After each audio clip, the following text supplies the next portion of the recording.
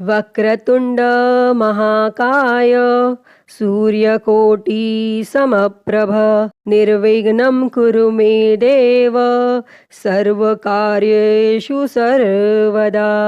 ओम गण गणपते नमः।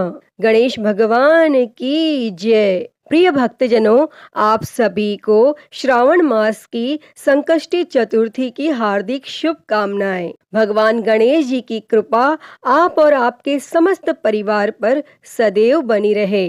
भक्तजनों, आज हम इस वीडियो में श्रावण मास की संकष्टी चतुर्थी की व्रत कथा सुनेंगे। श्रावण मास की संकष्टी चतुर्थी सभी संकष्टी चतुर्थियों में विशेष महत्व रखती है। श्रावण संकष्टी चतुर्थी को व्रत करने से साल भर की संकष्टी चतुर्थी के पूजन का पुण्य फल प्राप्त हो जाता है। श्रावण संकष्टी से ही साल भर में आने वाले संकष्टी व्रत का संकल्प लिया जाता है और इसी दिन वर्ष भर की संकष्टी चतुर्थी का उद्यापन किया जाता है। पुराणों के अनुसार हनुमान जी ने माता सीता की खोज पर जाने से पहले सफलता प्राप्ति के लिए श्रावण संकष्टी का व्रत किया था और महर्षि गौतम ने जब अपनी पत्नी अहिल्या को श्राप दिया तब उससे मुक्ति पाने के लिए उन्होंने श्रावण संकष्टी का व्रत किया था। प्रिय भक्तजनों, प्रत्येक माह के कृष्ण पक्ष की चतुर्थी के दिन संकष्टी चतुर्थी तथा चौथ माता का व्रत किया जाता है। दिन भर निराहार उपवास किया जाता है और चंद्रोदय होने पर अर्घ्य देकर तथा गणेश जी एवं चौथ माता की पूजा करके लड्डू का भोग लगाकर भोजन करते हैं। और श्रावण मास के कृष्ण पक्ष की चतुर्थी को किया जाने वाला व्रत श्रावण संकष्टी गणेश चतुर्थी व्रत कहलाता है। भविष्य पुराण में कहा गया है कि जब मन संकटों से घिरा महसूस करे तो गणेश चतुर्थी का व्रत करें। इससे कष्ट दूर होते हैं और धर्म, अर्थ, मोक्ष, विद्या, धन व आरोग्य की प्राप्ति होती है। तो प्रिय भक्तजनों, आइए अब सुनते हैं श्रावण संकष्टी गणेश चतुर्थी की व्रत कथा। तो आप सभी भक्तजन बड़ी ही श्रद्धा, ध्यान पूर्वक और प्रसन्न चित्त मन से भगवान श्री गणेश जी के कमल चरणों का ध्यान करते हुए इस कथा को सुनिए। तो सभी प्रेम से बोलिए, गणेश जी भगवान की जय, सर्वदेवी देवता की जय। एक बार ऋषियों ने कार्तिकेय भगवान से पूछा, हे स्कंद कुमार, दरिद्रता, शोक, कुष्ठ आदि से विकलांग, शत्रुओं से संतप्त, राज्य से निष्कासित राज, सदैव दुखी रहने वाले, धनहीन, समस्त उपद्रव से पीड़ित, विद्याहीन, संतानहीन, घर से निष्कासित लोगों, रोगियों एवं अपने कल्याण की कामना करने वाले लोगों को क्या उपाय करना चाहिए जिससे उनका कल्याण हो और उनके उपरोक्त कष्टों का निवारण हो। यदि आप कोई उपाय जानते हो तो उसे बतलाइए। तब स्वामी कार्तिकेय जी ने कहा, हे ऋषियों, आपने जो प्रश्न किया है उसके निवारणार्थ मैं आप लोगों को एक शुभदायक फल बतलाता हूँ, उसे सुनिए।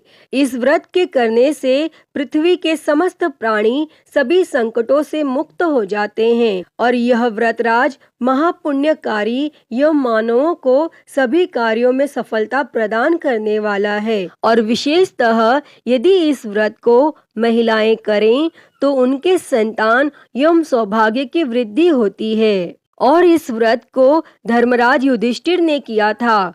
पूर्व काल में राज्यच्युत होकर अपने भाइयों के साथ जब धर्मराज वन में चले गए थे तो उस वनवास काल में भगवान श्री कृष्ण ने उनसे कहा था। युधिष्ठिर ने भगवान कृष्ण से अपने कष्टों के शमन के लिए जो प्रश्न किया था उस कथा को आप श्रवण कीजिए। युधिष्ठिर पूछते हैं कि हे पुरुषोत्तम, ऐसा कौन सा उपाय है जिससे हम वर्तमान संकटों से मुक्त हो सके। हे गदाधर, आप सर्वज्ञ हैं। हम लोगों को आगे अब किसी प्रकार का कष्ट न भुगतना पड़े, ऐसा उपाय बतलाइए। स्कंद कुमार जी कहते हैं कि जब धैर्यवान युधिष्ठिर विनम्र भाव से हाथ जोड़कर बारंबार अपने कष्टों के निवारण का उपाय पूछने लगे तो तब भगवान श्री कृष्ण ने कहा कि हे राजन, संपूर्ण कामनाओं को पूर्ण करने वाला एक बहुत बड़ा गुप्त व्रत है। हे युधिष्ठिर, इस व्रत के संबंध में मैंने आज तक किसी को नहीं बतलाया है।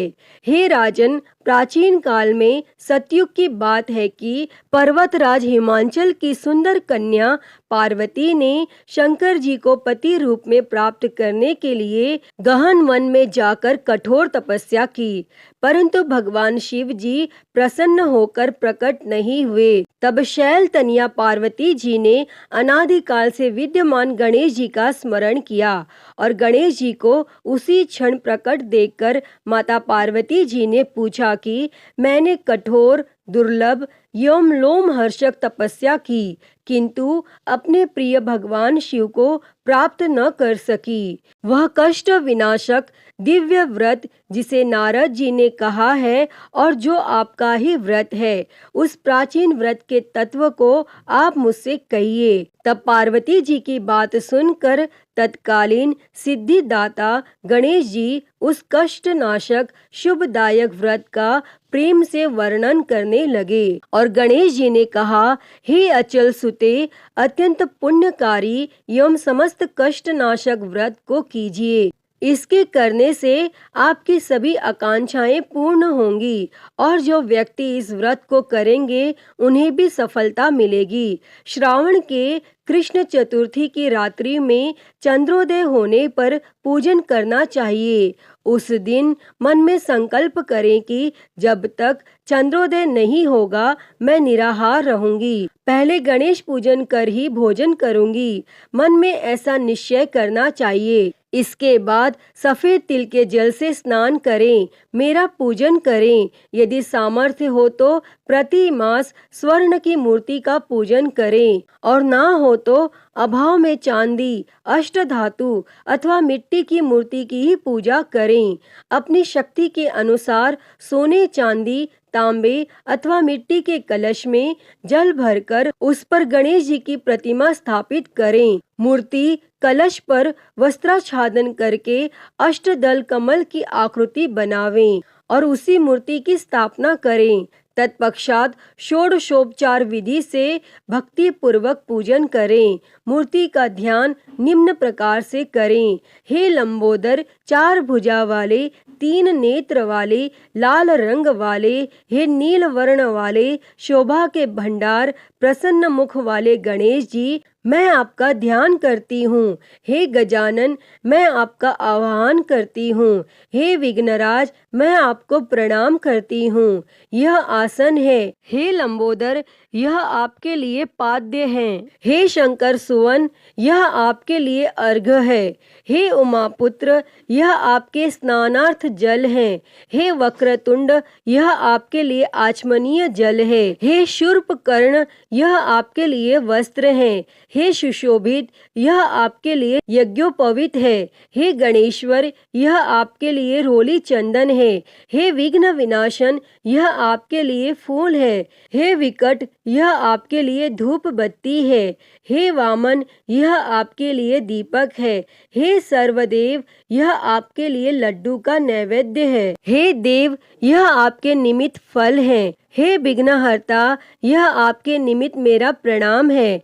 प्रणाम करने के बाद क्षमा प्रार्थना करें। इस प्रकार षोडशोपचार रीति से पूजन करके नाना प्रकार के प्रसादों को बनाकर भगवान को भोग लगाएं। हे देवी, शुद्ध देशी घी में 15 लड्डू बनाएं। सर्वप्रथम भगवान को लड्डू अर्पित करके उसमें से 5 ब्राह्मणों को दे दें और अपने सामर्थ्य के अनुसार दक्षिणा देकर चंद्रोदय होने पर भक्ति भाव से अर्घ दें। तदनंतर 5 लड्डू का स्वयं भोजन करें और फिर कहें, हे देवी, तुम सब तिथियों में सर्वोत्तम हो, गणेश जी की परम प्रियतमा हो। हे चतुर्थी, हमारे द्वारा प्रदत्त अर्घ्य को ग्रहण करो, तुम्हें प्रणाम है। और निम्न प्रकार से चंद्रमा को अर्घ्य प्रदान करें। क्षीर सागर से उत्पन्न हे लक्ष्मी के भाई, हे निशाकर, रोहिणी सहित के राशि, मेरे दिए हुए अर्घ्य को ग्रहण कीजिए और गणेश जी को इस प्रकार प्रणाम करें। हे लंबोदर, आप संपूर्ण इच्छाओं को पूर्ण करने वाले हैं, आपको प्रणाम है। हे समस्त विघ्नों के नाशक, आप मेरी अभिलाषाओं को पूर्ण करें। तत्पश्चात ब्राह्मण की प्रार्थना करें। हे दिव्य राज, आपको नमस्कार है, आप साक्षात देव स्वरूप हैं। गणेश जी की प्रसन्नता के लिए हम आपको लड्डू समर्पित कर रहे हैं। आप हम दोनों का उद्धार करने के लिए दक्षिणा सहित इन 5 लड्डुओं को स्वीकार करें।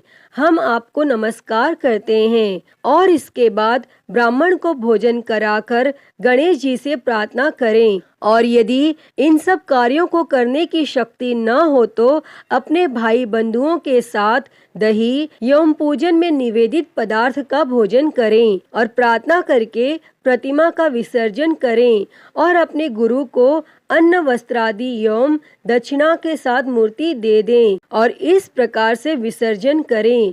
हे देवों में श्रेष्ठ गणेश जी, आप अपने स्थान को प्रस्थान कीजिए एवं इस व्रत पूजा के फल को दीजिए। प्रिय भक्तजनों, इस प्रकार जीवन भर गणेश चतुर्थी का व्रत करना चाहिए।